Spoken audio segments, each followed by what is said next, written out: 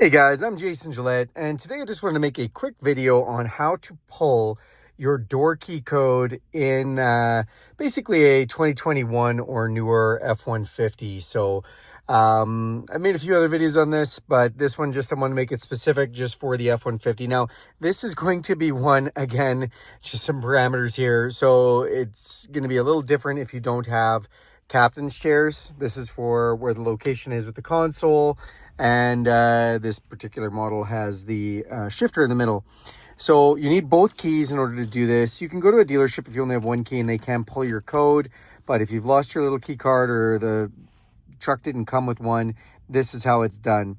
So basically underneath this cup holder right here, there's a little key slot. Now what that's for is if this key loses programming, the signal gets jammed, or the battery goes too low to use it, you can actually just put this in here and then you can start the truck as if you put a key in the ignition. It'll read the code from that key fob and you can just hit this button and it will start it. Now we need this to pull the code, and what we're going to do is we're going to put the first key in there.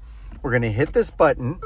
We're going to wait about 5 seconds, so 3, 4, 5, and we're going to turn that off.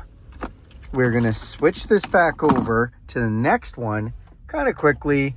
We're going to push this button and we are just going to wait. And so we're just waiting, and there we go. There's the key code. You saw it come up there. And so now you know how to pull that. That key code came up. If you wait a second longer, it'll keep coming up. So 99551. Now you know what the key code is for the vehicle. So hopefully you guys found this video helpful. Do me a huge favor and click subscribe to this channel.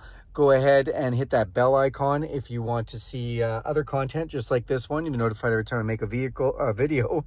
And then give this video a big thumbs up.